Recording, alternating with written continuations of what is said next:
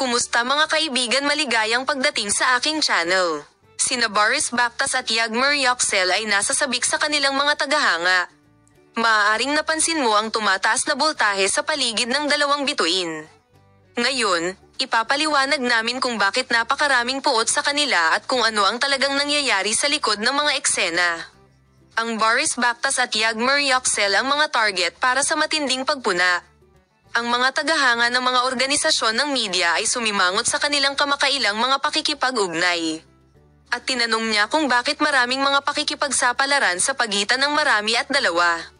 Dalawang manlalaro, na dating nakita bilang mga kaibigan, ay kasangkot sa isang serye ng mga kaganapan na naging dahilan upang tanungin siya ng kanilang mga relasyon.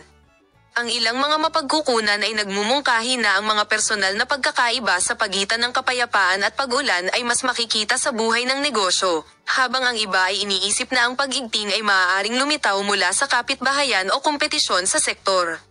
Ang pagdiriwang ng duo ng Araw ng Mga Puso ay nasa agenda din. Maghahatid kami ng detalyadong impormasyon tungkol sa paksang ito. Manatili sa subaybayan ang aming channel, Polem.